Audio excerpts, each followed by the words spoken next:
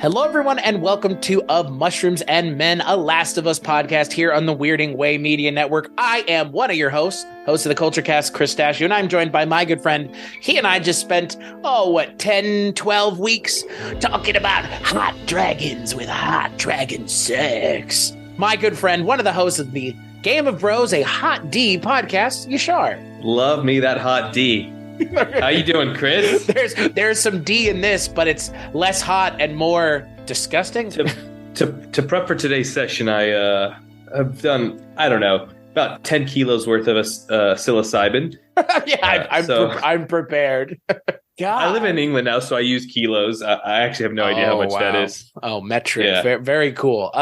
So on this episode, we are going to be talking a little bit about the first episode of the first season. A little bit? What are we talking about the rest of the episode? Yeah, a lot of it, frankly. But we're actually just talking about the new sale on Zara, and maybe, we'll throw in some Pedro Pascal. Right. But we're going to be talking about the first episode of the first season of HBO's latest show, their first show premiering this year, The Last of Us. So the show is based off of a video game of the same name, which is something that I feel like we can't overlook enough, that this is a video game property that is not being butchered somehow. It's 2023, folks. All bets are off. But the show does star one Pedro Pascal, the Mandalorian himself, and Bella Ramsey. They play Joel and Ellie, who, again, if you're familiar with the source material, I don't have to explain this to you. If you're not, more or less like myself, Joel and Ellie are on the road to do something. There will not. It's not Mando and Grogu. Yeah, right. That's what I was expecting. Bella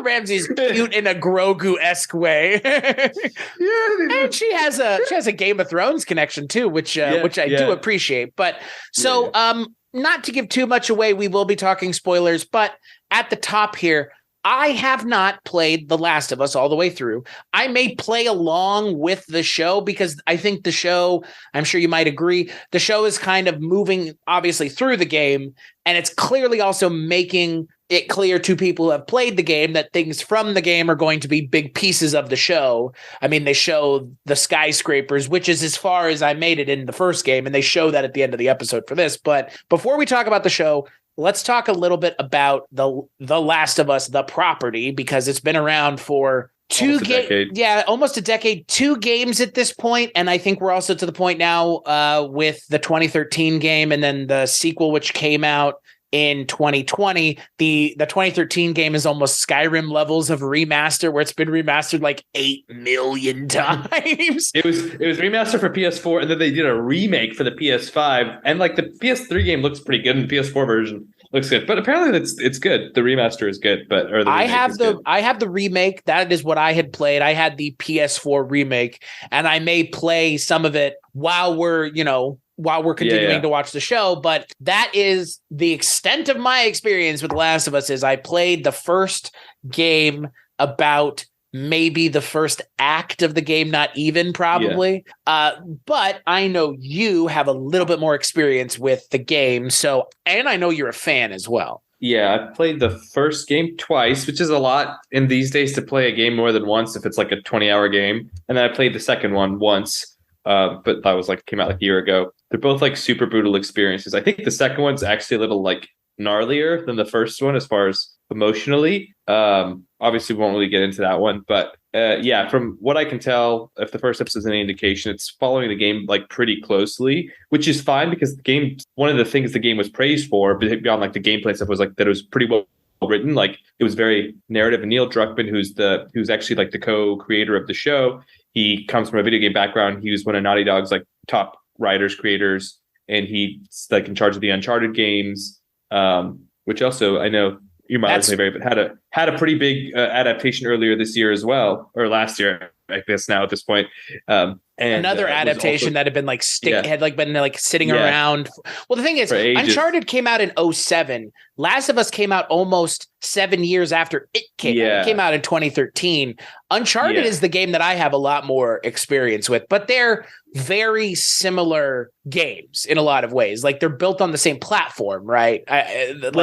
Play platform. They're running on the same engine. They do a lot of the same things, but the tone and the expectations are wildly and drastically different. I mean, Uncharted is definitely much more like almost like action, like Tomb Raider, Indiana Jones, and then like and Last of Us is very much more like everything feels heavy, right. Like you never have enough, and they're both like very like I think well written stories with great characters and a lot of in depth kind of really getting that like emotional piece. Last of Us more so than Uncharted, but they're very like disparate things. Like ultimately, Uncharted tends to be a bit more optimistic, and The Last of Us, I don't want to say it's more realistic, but it's definitely like grittier and grimier, and it's hard to stick with. But yeah, Neil Druckmann is actually directing episodes. He's co-producer on the show, and I mean his fingerprints are all over this. So, and that's good because like he obviously it's his baby, and he created something that was already pretty cinematic. So I'm not saying it was easy, but I think as far as an adaptation goes,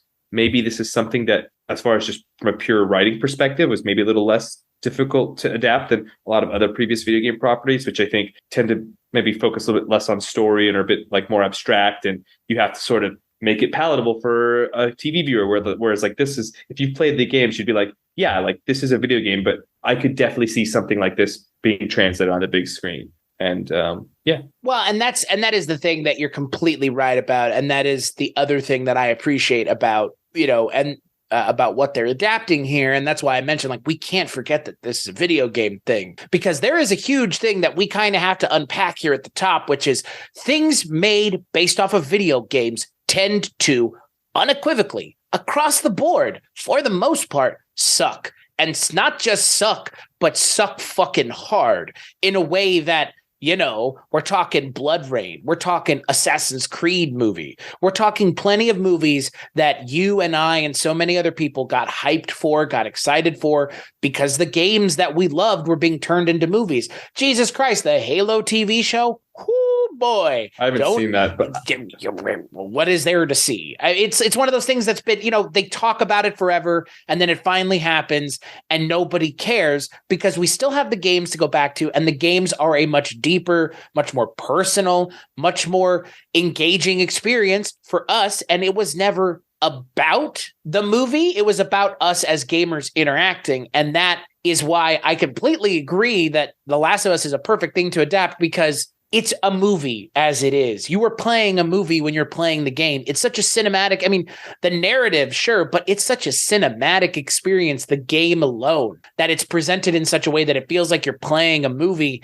Like, of course, it's just turn it into a movie, or a TV show. Obviously a TV show, I think the better way to do this. I think just out of the gate, the fact that they were like, let's do a show, not a movie, was the smartest thing they did to begin with, because that shows, in my mind, a commitment to taking this seriously as an adaptation. And I think it originally was pitched as a movie, but did move to show. And to your point, like the game is like, the first game is like 15 hours or something like that. And so, the first season is going to be about 10 hours. And obviously it's not like an exact one-to-one, but you can see like it lets it breathe, gives you like time with the characters. And from the things I've read, the key differences aren't so much any of the story beats will be significant with the game. It's just they have a little bit more time to spend with some of the side characters whom we may have not seen as much in the game. They were more of like a means to the end. And so I think it lets the world breathe a little bit and be a bit more realistic. But then there's an interesting question, and it's like, who is this for? And I don't mean that cynically. No, I'm 100% with you, because I was thinking the same thing as I was watching it. Yeah, because I mean this in the way of the fans. If you do like basically one-for-one adaptation, is that really what they want? Like, I think people want like the main things to be like the same. People like that, but then do you want it to be exactly the same? Because then you're like, well, it's just like kind of like a remake. Like it's like a remake of something I've already experienced, probably in a more unadulterated form. And then there's the other people who've like maybe heard of it, because Last of Us is a very big cultural touchstone. Like people haven't necessarily played it, but most people have heard of it. It's obviously one of the most popular PlayStation games of all time, and it's just people like zombies and shit like that. And so like it plays as a piece of IP that could bring in people that have heard of it, maybe experienced it a little bit like yourself, or it looks like something cool. And I can't help but feel like it's probably, if I had to choose one audience, probably more for them. And that actually allows them not to try to like spice things up in a way so much to like say, oh, there's this whole like different thing because the game is so similar, and saying like, no, it's a good story. Let's just like execute this in a very like competent way. Right. And if it is not super different than just playing the game, like that isn't is that a negative criticism? I don't know. Like part of me thinks like actually if maybe not. It's like adapting a book. Like people want like a like the accurate book retelling. So maybe it's the same type of thing. But yet we don't ask the question about the book because the book is not a visual medium, right? It's because video, and that's visuals. And I think that realistically, we almost need to forget that it is a visual medium and just understand that it's still a story that can be adapted into the film medium, because it is the visual medium, but you and I see it that way. I feel like people that are not gamers and or into gaming see it as just watching a movie and they forget the interactive part. And so again, we're focusing on the interactive part and they're forgetting the interactive part, but they want to see real people because you know, and I think that's a completely valid point. I think to your question, I was kind of grappling with that too, watching this, because this is so good. It's so well made that you just sit and wonder to yourself, like, this isn't for me, because I already liked I already like video games. Again, I didn't play the game because I really wasn't interested in playing a game where I spend the bulk majority of it feeling depressed and heavy every time I have to kill an enemy. That's just not an experience I'm personally interested in. That being said, I'm not opposed to sitting down and playing it, and I very well may, but there are going to be plenty of people like my parents who are not going to play it, but would totally watch this show. And I think that's also the audience, is people who are interested in seeing a story like this that would never sit down and watch someone play it or play it themselves. And that's a lot of people. It's a huge amount of people. Yeah. Clearly, they made this show. They're doing more research than we are to know that there is an audience for this. It's just like you said, whether or not they're able to successfully execute on it. And I'm going to tell you something. Seeing John Hannah's face in the first 2 seconds of this, I knew you would. Oh my God, I was so happy. We were talking about it last week, and I was like, it's like they fucking built this show for Chris. I was like, it's fate, and he's there, and he's doing the thing that he was essentially doing in A Touch of Cloth, but he's serious here, and it works. And but again, it's a scene that almost has to exist for this show to work, right? Because the show the way it is and the game the way it is doesn't spend a lot of time explaining anything, correct? Yeah, so I would say like one of the big differences, I don't like all the game, but like there's, since I've played the games, I can talk about a few of the key differences. I would say most of the story beats were identical. Like this is basically the opening act of the game. Like with the daughter and her dying, and that's like very, very crucial in the game. We spend a little bit more time with the daughter, but another thing is you get like it's not like, oh, I don't understand what's going on with the infection, but it's like you get like very high level explanation of it, and you kind of just say, okay, it's not really relevant. The show does give a little bit more time to the exposition, which I think is fine. Like I said, especially for an audience who, while it's probably comprised of a decent portion of gamers, probably most people aren't gamers or haven't played the games. So it's good to give them a little bit of context, especially when you have these like zombie type shows. I think people like that backstory. So even though it's not necessary, I don't think they need it. But no. I think more or less, and I think you would probably agree, it may even come down to expectation of the audience. I think Western audiences expect a certain level of like things to be explained and not a lot of open. I know that this is a stereotype for American audiences, but I think it's an apt one. American audiences hate open-ended storytelling. Sopranos, a lot of TV shows have open-ended narratives in the way they end, and people I'm still trying to speak of HBO, still trying Inception. still trying to solve the ending. It's like there's nothing to solve. Like you're given exactly what it is, and you can leave it up to interpretation, but solving is different than interpreting. I feel like if they hadn't given us a scene like this where they essentially lay out what is about to happen, but in the way that narratives tend to, where it's like, well, this could happen if we don't keep an eye on it, like, which is obviously just a very cheeky way of the narrative being like, hands off, we're not going to tell you, but we are. I like that because it does just it just kind of, a random talk show in 1968 in this universe has two people who happen to just talk about the way the world ends. I mean, that there's this quote I saw last year, and it was like, on a piece of paper somewhere in the world, someone has written down how the world will end, and they just don't even know it. Like someone's predicted how the world's going to end and they just happen to be right. But how many other people are predicting how the world's going to end? People do it all the time. Nuclear war and this, that, and something else.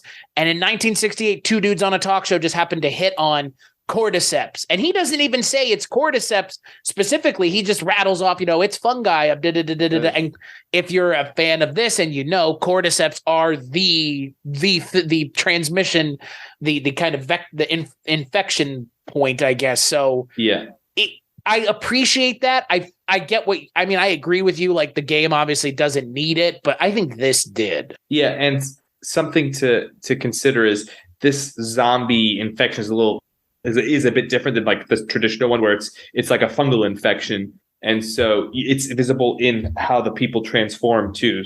So I think maybe giving that context helps.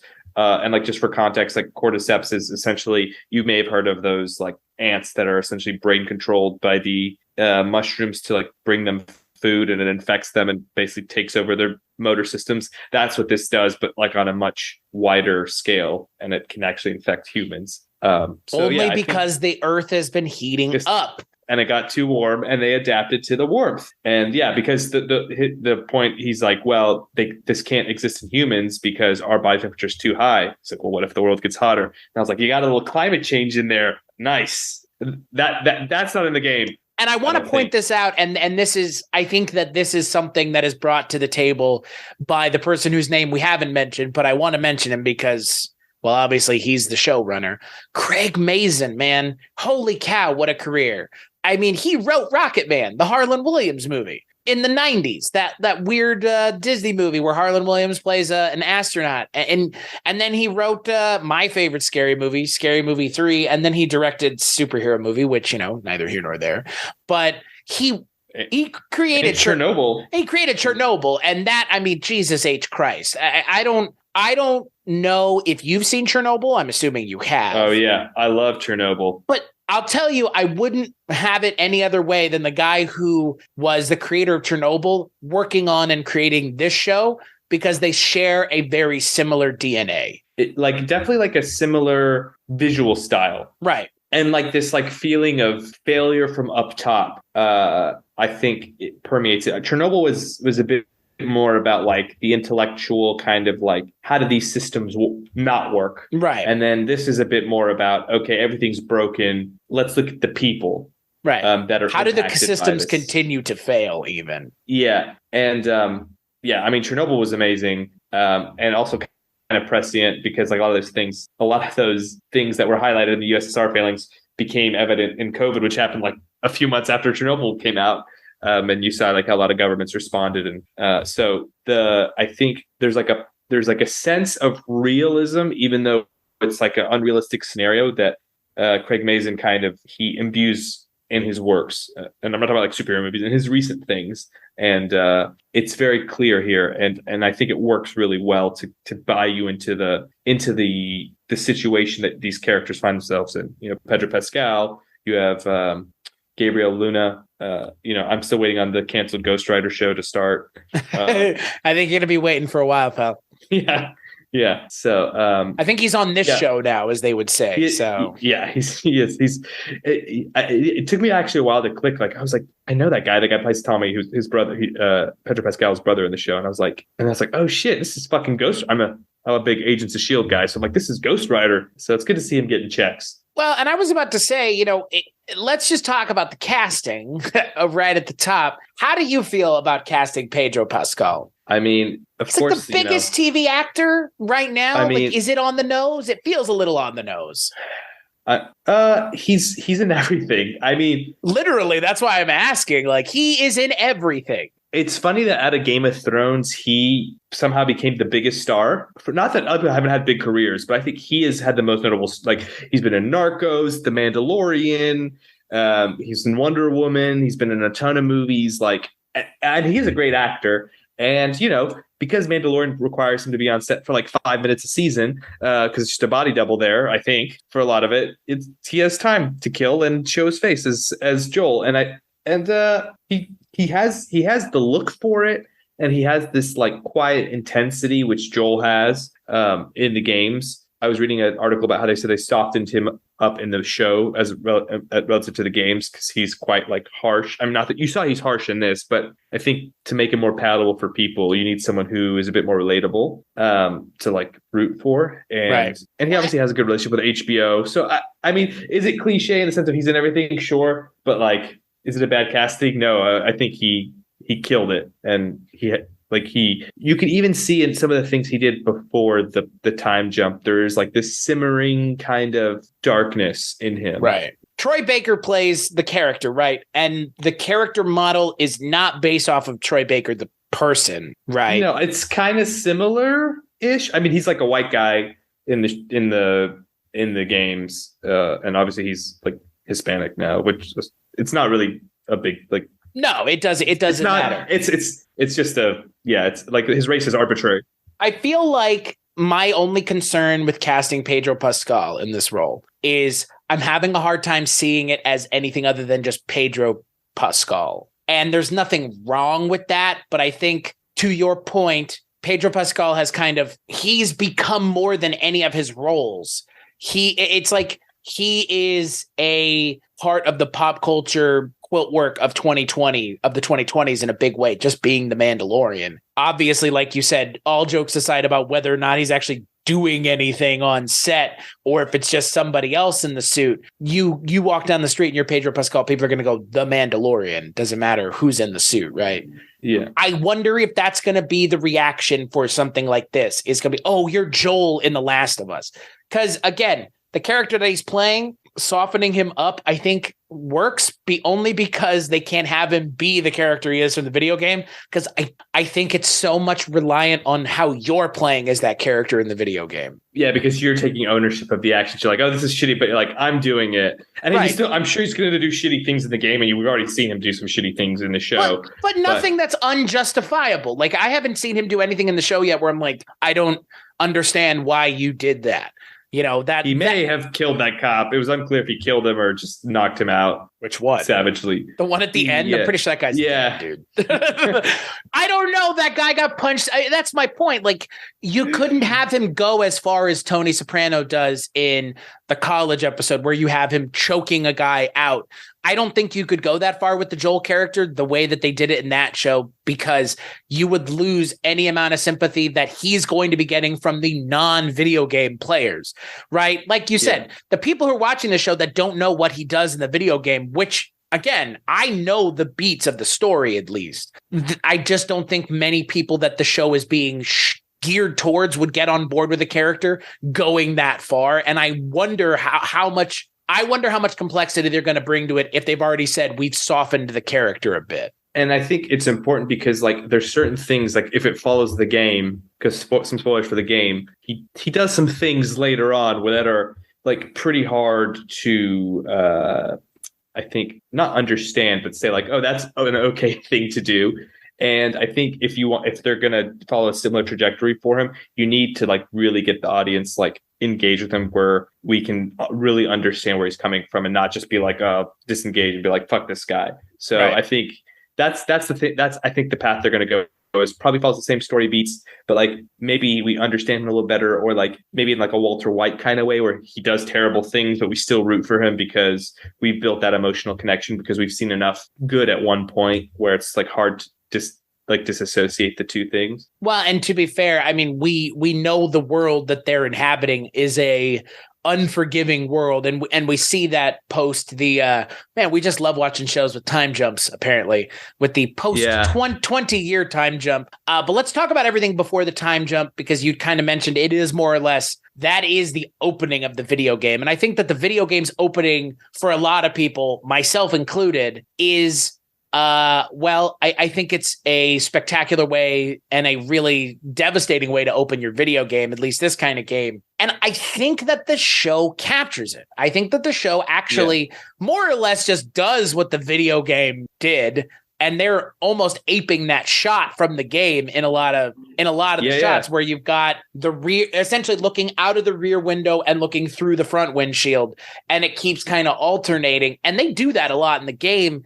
And obviously it works in the game, but I think it works really well here because it gives you this just sense of, I don't know, like a sense of just being uncomfortable, right? And a sense of claustrophobia, really. Well, yeah, and so in the game opens as you playing as Sarah too, which playing the game, you obviously people didn't know what was happening. So like, I think it was more jarring in the same way it is for someone who has no context for Last of Us coming into the show. Fun fact, she's played by Nico Parker, who is Thandaway Newton's daughter. I thought like her face kind of looked familiar. Did you know that? Yeah, no, I looked it up after the fact. She has that same quality that her mom does. Yeah, like her cheeks, like her facial structures, like very striking and similar. And I was like, she looks vaguely familiar, but I couldn't put it. And then I saw it and I was like, oh, it makes sense. Like, because like her face is not identical, but like once it's hard to unsee once you know it. Right. But yeah, so the show starts off following the daughter. The difference is we spent a little bit more time with Sarah because you spend like a day with her rather than just like when all the shit goes bad in the game. And it takes place right outside Austin, which is just like the game. I lived in Austin for a while, so I have like a bit of a soft spot for that. And I always found that interesting because while Austin is a major city, it's rarely the core of any type of this is thing, this is like the thing I think of when I think of things that take place in Austin. Yeah. I think of the beginning of The Last of Us. And it's like, unless like it's a Richard Linklater movie, but like he's from Austin. So right. And Naughty Dog is not from Austin. Like, no, I think Troy Baker grew up in like San Antonio. I think that's it. But I don't know if like there's not like seemingly a reason to set it in Austin. I guess Gustavo Santaolla's music maybe works better if it's in the South. Yeah. Oh, and like we can talk about the music later, but the music in the game is unbelievable. Like it's very like somber, kind of like Americana type of vibes. And the show basically is using the exact same soundtrack, which is perfect because it's like why there's no real. It's like Star Wars in the context of they use the same type of music across the game, shows, movies. And it's like Gustavo Santaolla doing the music either way. So yes, it's like Michael Giacchino. Like if you have him doing the music for your game, you're not going to hire somebody else to do the music for your show. It's like you have a guy who does the voice for Mario in your game. Why would you hire someone else to do the voice for Mario? It's me, Chris. It's me, Chris Pratt. I am playing Mario. This is the voice. Hello. But it works. But it works here because again, like you said, the game already felt like a movie. Is this not? Yeah. It's almost this doesn't feel like a layup, and by the end of the show, it may feel like a kind of a layup. But do you know what I mean? Like this may usher in a whole new age of video game adaptations if this is successful, because Hollywood and the industry will finally look at all of the games that have all these fucking narratives that they're not telling and just going, oh, Dead Space TV show. Oh, you know what I mean? Dead Space needs one like yesterday. Dead Space is so good. But that's my point. Like it's that same thing where I think now, and my hope is with something like Last of Us is we will see people going, okay, video games are a serious medium and that should never have been in question. As you and I both know, as people who spent the better part of our teens playing Resident Evil 4, one of the more narratively kind of bizarre video games, but fun that in and of itself should be turned into something.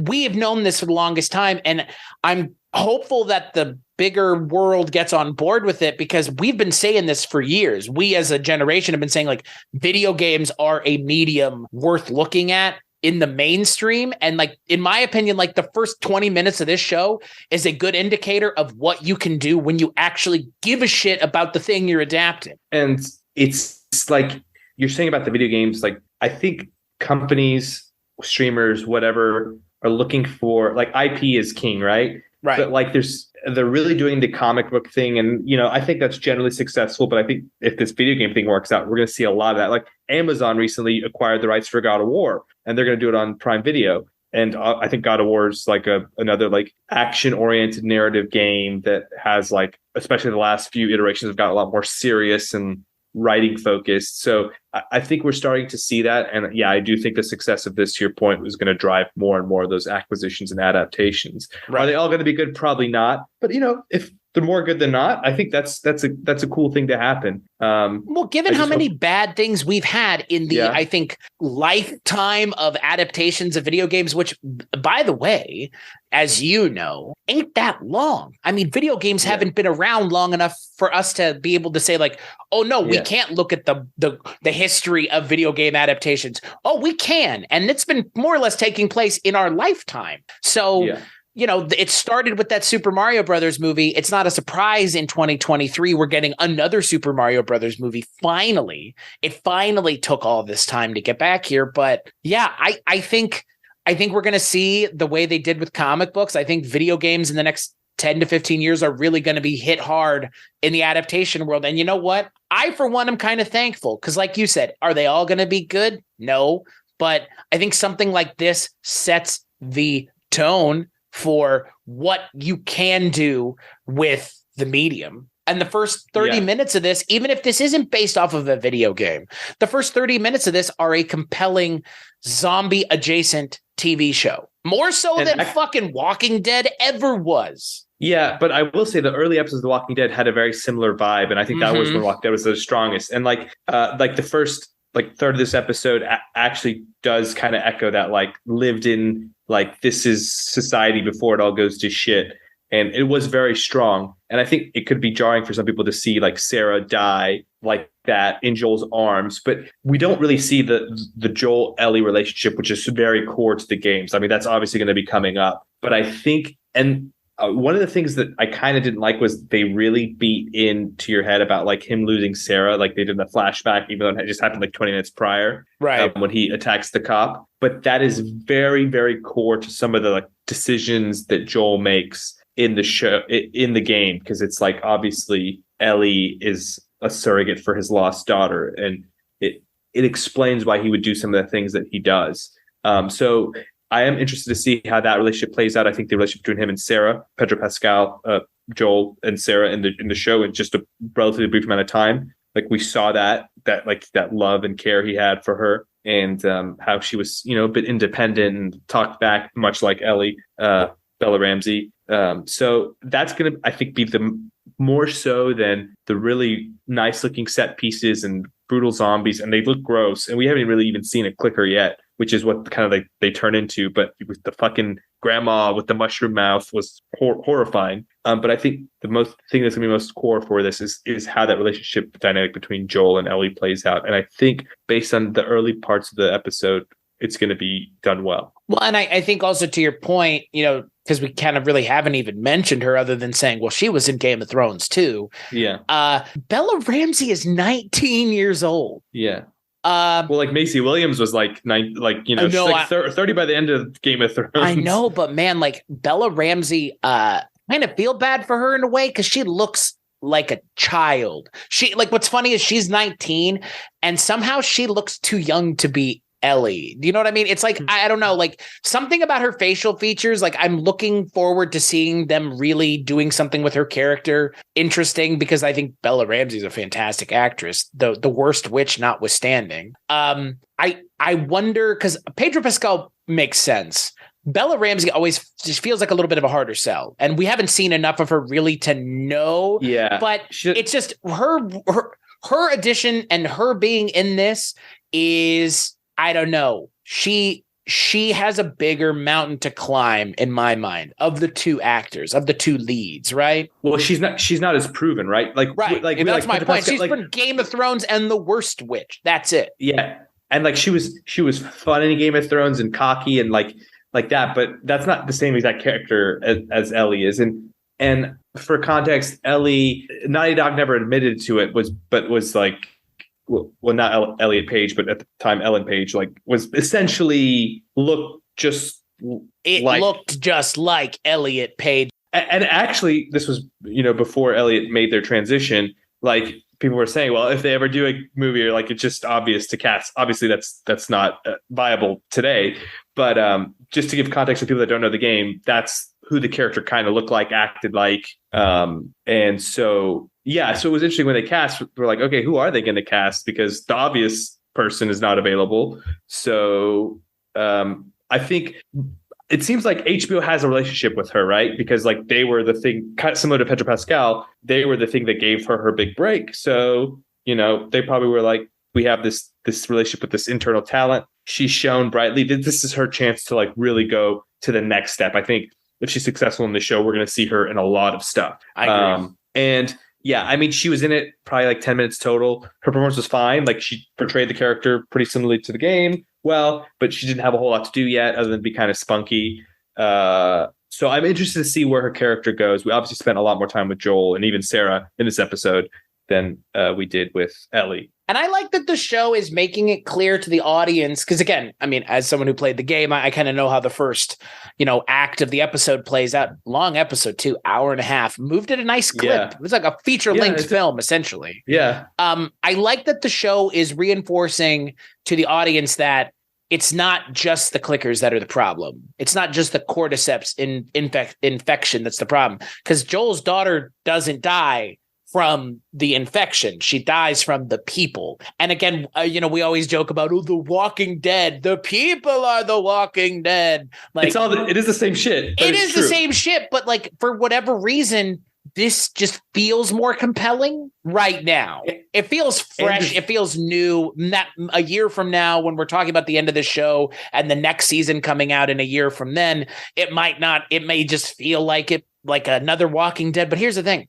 This show has what? 2 seasons? 3 seasons? So they said the first season is going to be the first game, which makes sense based on like what we've seen so far. I think the second game, you could maybe split into 2 seasons because of how that, not to get exposed, but the game is kind of split like from 2 very specific perspectives. Right. And then there's no third game. I don't know. But like, let's just assume it's just Last of Us 1 and 2 and there's no third one. Yeah, probably like 2 or 3 seasons. Right. Walking Dead has been going forever. And I think that you would make the case, as I'm sure many people, myself included, who were watching the show when it first came out, this show was good. And then it really takes a turn and then it falls off. Yeah. I don't think we have to worry about that with this show. This show may just not get great after the first half of the first season, or the second season may be a stumbling block compared to the first season. But I don't think we have to worry about this narrative going on forever, which is reassuring as an audience member. And this first season has a very like specific story that it's going to tell, like with a start and an end. And I think people will like it. And I like that they're not trying to extract as much hours as possible, which you could see. Like I could see a show in which they, spend 5 or 6 episodes or even a whole season going in, between Sarah's death and when Joel meets Ellie. Like I could see that. Oh, like flashbacking to that day? Not even flashbacking, but just like the whole season is leading up to like the the whole season is bridging that 20-year gap. I could see that happening. And maybe that's IP they do later on. They're like, we want to do a prequel series. I was about to say, like, bro, they've got it. 20 years is a long time, baby. I'm sure someone's pitched if you're over at HBO and I'm over at HBO and somebody's going, what can we do with this Last of Us property that'll make us somebody? Like, I'm going to make a show in that 20-year gap, because 1 year is a long time. 20 years is even longer. And I mean, I would watch it too. Like, let me be honest, but I am happy they didn't go that route with this show. At least like they're saying like we have a very like specific story we want to tell, and we're not going to do the typical adaptation thing where we just extract every pound of flesh that we can to make you our like customer for as long as we can. So I like that they're just saying, let's tell a good story made well, and it doesn't have to last forever. Well, and like anything else, I mean, this show is going to be the crown jewel in their crown that they're making of this franchise. Like you said, 20 years, there could be a show there, but this show is always going to be the show that has the most narrative importance to the world as a whole. Again, knowing where the story ends up going, not to spoil it, this story has larger ramifications for the world, but those other stories, that doesn't mean they're not worth telling. They matter to the world of those people. But I'm with you. I like that this story is being given the time that it clearly is going to need, but also not wasting our time, which is what they would be doing otherwise. And I think we kind of saw some of that with Game of Thrones. It felt like at times they were kind of spinning their wheels a little bit. Like, we don't need to see another pre-time jump thing for you to not give us post-time jump stuff that we want. Like that, they're not trying to do that here. It seems very obvious that like they know where they're going and what they want to do. And the video game is such a good guide, but it doesn't have to be the roadmap. How many failed birth scenes are we expecting in this season of The Last of Us? Right. 5, 6? Failed mushroom birth scenes. Yes. We may get one of those. But yeah, so I guess, how did you feel about the performances in general? I think Joel and Tess probably had the most to do. Tommy's not really in it a lot, but he's obviously a big driving force of why Joel is doing what he's doing. Tommy, Joel's brother's lost, and Joel wants to go find him. And the difference between this and Walking Dead is there is like a societal construct. Like there's Fedra, which is like the government still exists, but it's a bit, I don't want to say oppressive isn't really the right word, but it's definitely much more restricted in what you can do. You're in these like small enclaves. It's not a great life. It's better than like The Walking Dead. And then there's these rebels called the Fireflies who kind of think like the government's overstepping and people should have more freedom. It's a shitty situation. I don't know what the right answer is, but it is an interesting dynamic. And Joel wants to go get his brother who went on like a supply run or something, and he needs a way to get out because these people really aren't allowed to leave. We do see like the people that tried to leave their encampment were hung. And you see that even the first boy that comes in, he's infected, is killed and, burnt, which makes sense in the context of you can't have an infected person come in because they would do that. But you see it is like a harsh existence. It's not easy. Right. Well, and that's the thing that I appreciate with something like this versus Walking Dead. Walking Dead feels kind of so pastoral at this point with like, oh, and everything broke down and that's it. And there's nothing like really like the zombies are a threat.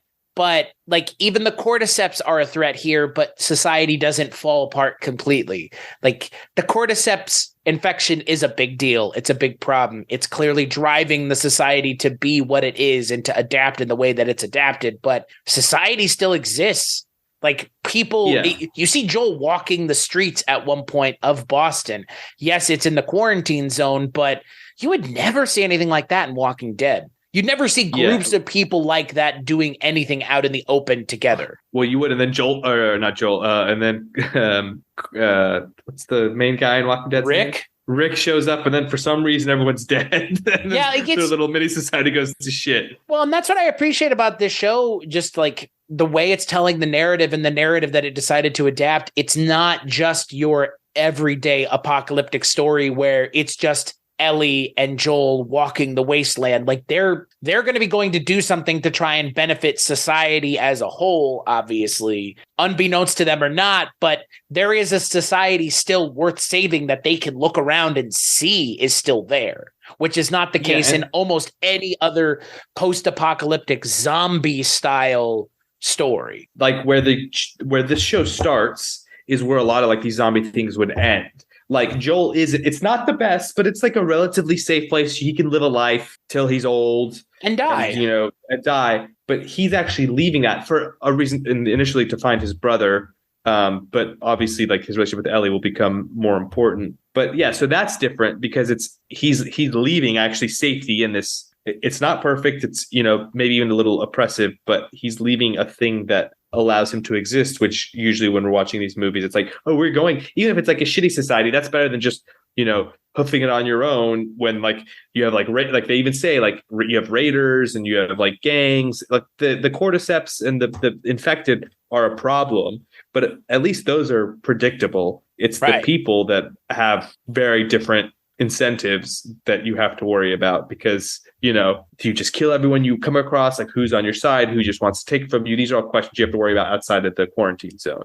I would not want to die to the humans in this world. I would rather just die to the cordyceps because then I know I'm dead. Yeah. Like you could be turned into because they say slavers and all kinds of stuff. So, slavers. Yeah, like that. And that for me, like that, that's the thing about The Walking Dead, like that joke of, oh, The Walking Dead are the people. Then do something with that. Because all it ever is like people who don't want to share their supplies. Like, all right. Like, but there's more complexities to that. And I don't know if the show's going to get into them in this universe, but the fact that there is already kind of like a framework and a structure of this universe, and it's not just disparate groups of people roaming the lands, like that's not what's going on here.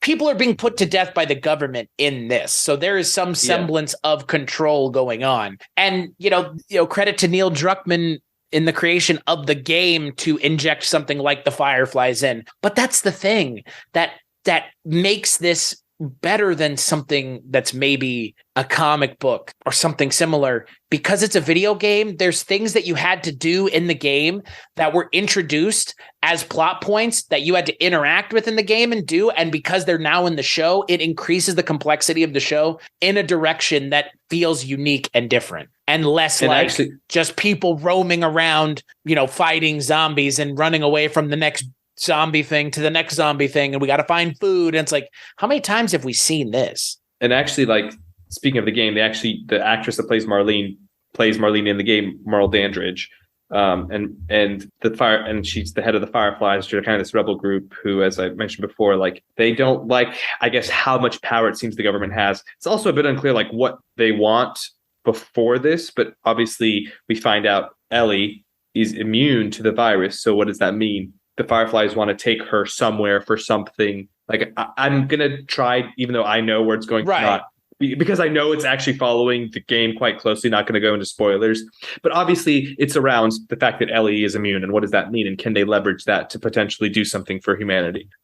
Joel just, she's a means to an end for him right now. We'll see if that maintains. My guess is probably not. And but yeah, and the reason Joel even knows Marlene is it's kind of implied that his brother is involved with the Fireflies to some extent. I don't know if he's a true believer or he just does jobs for them, but that is the connection he has to them. And he's an opportunist, as we see. Like, he's willing to get rough, go outside the law. Like, we see him selling drugs to a guard. And yeah, he's doing it to get machinery to help his brother, to get a car to help his brother. But like, Joel will do whatever he thinks he needs to do to get what he wants. And that's key to Joel. Right. Is like, he's not necessarily going to just slit your throat right in front of you, but he's also willing to blur the lines of what's good and bad if he thinks what he's doing is justified. And we're getting hints of that. And I like that they also introduced the character of Tess,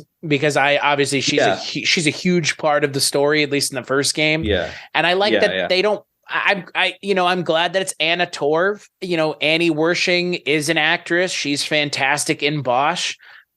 She could have played the role just fine, I think. I mean, again, maybe she's busy. I don't have any idea why they cast Anna Torv. Love Anna Torv in Fringe, so I'm always happy to see her in things, especially opposite Pedro Pascal. But, like you said, ultimately, this is really the Pedro Pascal and Bella Ramsey hour. And I think it's probably going to be more or less the entire show, because the game is. Yeah. So, yeah, you get a lot more tests earlier on in the games. And it seems like we got a lot more we got a lot of tests in this episode. I would say Tess and Joel, like, post time skip, were the two core characters. You kind of get, like, Tess is a badass and she's, like, level headed. And like, people don't want to fuck with her, but she's also like, where Joel is almost like a dog off his leash. She's like, even in times where she's getting the shit beat out of her, like, can maintain her cool and is a bit more calculated and rational. And I think that's why her and Joel work well together. And they have a history. The game kind of has that too, where it's like they maybe had some sort of romantic thing, but it's like not super formal, but really they're partners, like they're work partners, and they do sketchy smuggling shit together, basically. And and that's what they're doing now. And I think that, ultimately this first episode didn't really have to do anything other than introduce us to the main players. Pedro Pascal and Bella Ramsey, and again, Anna Torv and Gabriel Luna are there in small doses, but it didn't have to do anything other than introduce us to them and really give us a sense of the world that these characters are inhabiting and doing a lot of world building. And I think if we look at the first episode primarily as world building and introducing us to the characters, which is realistically all it's being asked to do in this first episode, I think this first episode is really successful. And I think even if it is a little heavy-handed with, trying to tell a story that you could watch this first episode and theoretically be done, right? This first episode tells a self-contained story. I think the way this episode opens with, obviously this kind of setting up of the cordyceps to then Joel's intro and his 20 years prior, And then you kind of have it all come back when they get stopped by this, Fedra agent right at the end, and he sees this flashback of his daughter, and that sets him on this path to finally standing up. I feel like they do a pretty decent job in a way that, again, like I can tell you the best success of this show is that I forget it's based off of a video game. That's when the show is being the most successful, is I forget that this is a video game show. Because ultimately, again, as bad as most video game things have been that we've seen, if I can forget that it's based off of a video game, that's a massive success. Like, I knew almost exactly how the situation with Sarah was going to play out. Because like I said, it plays very similarly to the game. And I was still like, shit, like I still felt like nervous and anxious, and even like certain scenes, like from the back of the car, from her perspective, and you following her, and you see the house on fire, you see the Austin skyline. Like I've seen all of that, and I was still like, damn, what's gonna happen? Like, and even there was like a part of me that's like, is she gonna survive this, or like how is she gonna die? And I still like the dramatic tension was still there. So I'm like, even though I know what's gonna happen, I was still completely engaged, and there's something to be said for that. Well, that again, I think that just speaks to the exact same thing I'm saying. Like, when we forget what this is, be it based off of a video game that I know the story beats of, or a video game that you love, that you've played, that you're invested in the narrative, partially because of how much you love the game, but you can just get engaged like that. That's not easy. And that's crossing two bridges at the same time that most creators and showrunners or directors and screenwriters have a hard time doing just one of those things. Again, we can name all the bad video game things, and there are so few good video game things, to the point where I'm not sure we still really have had any amazing video game things. I think it's just people saying like, well, it's not completely trash. Like the original Mortal Kombat's not completely terrible. It's fun. I will not stand for the Sonic the Hedgehog slander. I like Sonic the Hedgehog, but it's the exception that proves the rule, man. Yeah. It really is. Like, in a lot of ways, like, it was surprising Sonic was good. Nobody was like, man, that Sonic movie was just as good as the first one. They're like, no, this is a good video game movie. You guys should go see it. Like, I had to convince people to go see Sonic because they were assuming it was just going to be a complete train wreck. Yeah, the second one, obviously, people liked, but people liked the first one. The first one, actually, people were like, we were not getting into it. The first one, actually, it seemed to have a lot stacked against it. So it was Sonic teeth and all. Yeah. But it does seem, and Uncharted critically had mixed reviews, but was commercially quite successful. Right. And doing the thing that everybody else has done, which is telling an Indiana Jones adventure story. But I guess my point is, like, the last few years have seen, it does seem like the at least the public sphere has shifted on these video game trends, where like people are more open and like actually enjoying them. Well, and it feels like they look at the game, and instead of saying, well, how can we make this the easiest and quickest way so that the people who like it will continue to like it, they're actually caring about putting the effort forward. Like, that would be the thing that I feel like you could say about movies based off of video games, the same thing you could say about video games based off of movies. Nobody is actually putting in effort. They're just assuming that you're going to engage with this product because of the name notoriety alone, be it Mortal Kombat the movie or Iron Man the video game. Like, the expectations of why you're engaging with those products may seem different, but they're eerily similar. You know the IP, and that's why you're engaging. And that used to be, at least in many people's minds who were making this stuff, that was enough. And I'm glad that we seem to be in a time now where that is not only not enough, but that's not even where I'm coming into this as. I just want to make something for the fans of the show, or the game.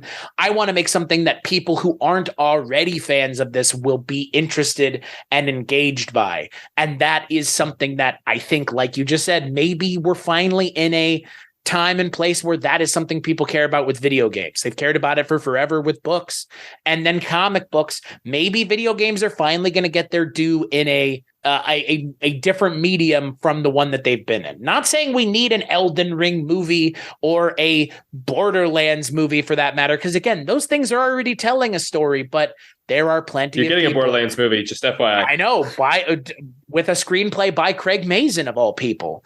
So again, I'm not complaining, but I'm also glad that we seem to be in a time where the people that are making these things actually seem to care about the things to begin with, not just people showing up because they know what it is, which is super cynical to say, but that's what it was for the longest time. I'm also gonna be interested to see if after this, because maybe the season sucks. I'm gonna go on a limb and say between the early reviews and like what we've seen, in no way, it's gonna be at least like well received. It may not be like the best thing ever, but it's gonna be generally well received. People are gonna like it. It's not gonna it may not reinvent the wheel, but it doesn't necessarily have to. But I'm gonna see if I wonder if that opens more doors for like Neil Druckmann to do like more television movies, and then if that leads to other creatives in the video game space making that transition. And like I'm specifically thinking of like Hideo Kojima or Cory Balrog. Yeah, and he's been, because like these people have been rumored, and sometimes these video game creators are involved in the adaptations and things like that. But like Neil Druckmann actually directing episodes is like quite hands-on. And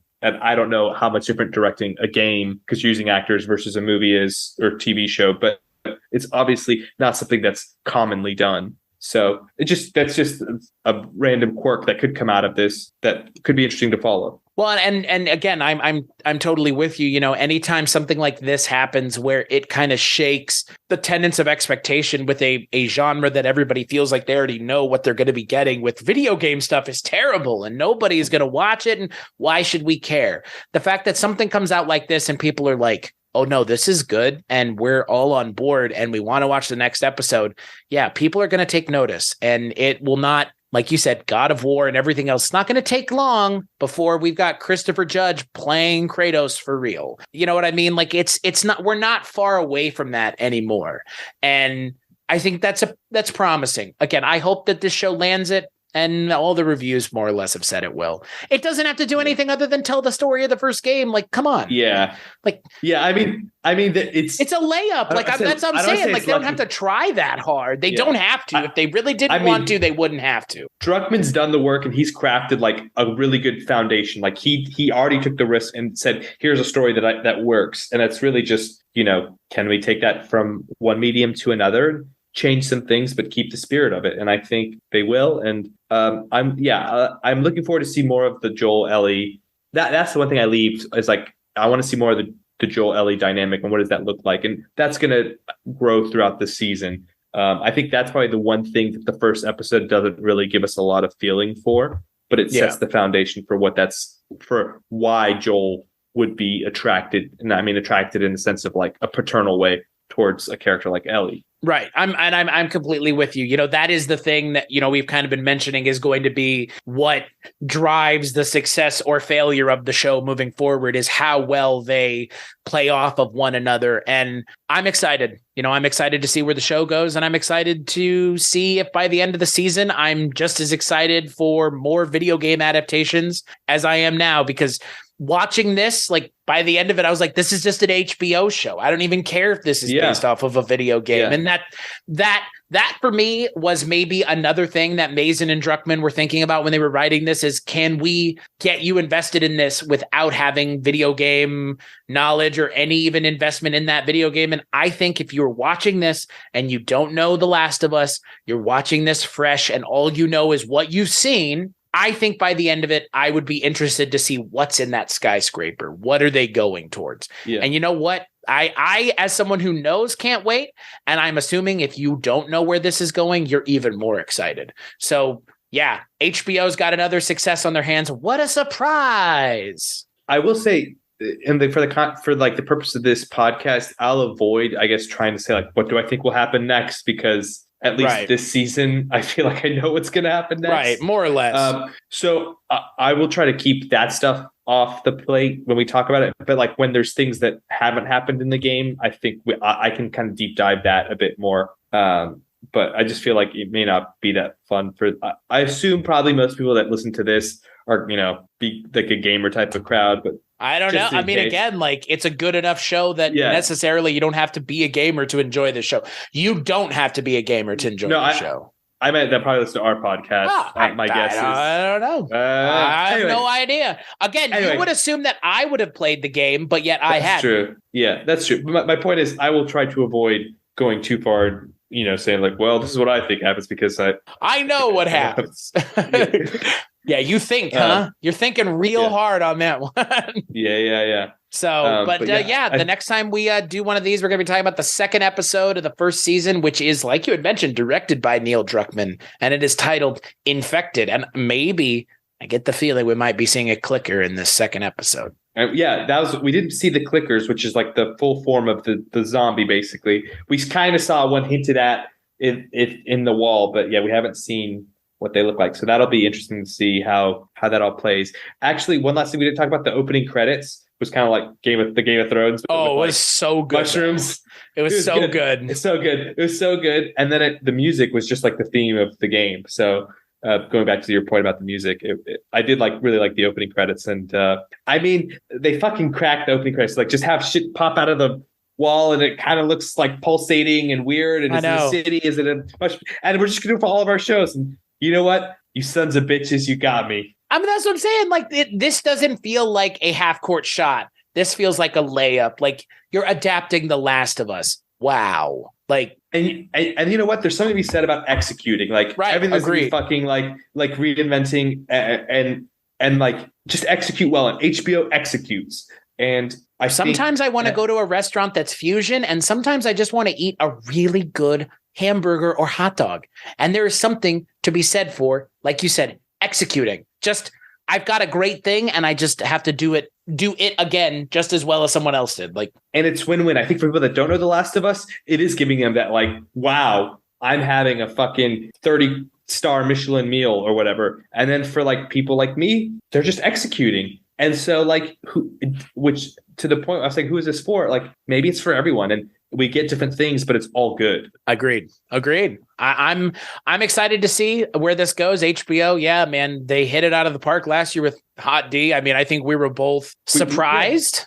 And yeah, I'm not surprised this is good. I'm really not. No. I'm just surprised at how good of a job it's doing already, taking a step, maybe not like a complete step to the right, but like a 45-degree step from the video game and kind of doing its own thing and really planting its own flag, as opposed to just saying, look at the flag over here. We're on its flagpole. It's like, we're going to do our own thing, even if it is what they've already done. So yeah. Until then, you can find Yashar and I over at weirdingwaymedia.com, which is the link tree, which is the homepage for all of the shows over at the Weirding Way Media Network, including this one. We did a Game of Thrones show last year, if you want to listen to our thoughts on that. And yeah, we're doing this for the foreseeable future for the next, 10 weeks, 13 weeks, whatever it is, however long this show is.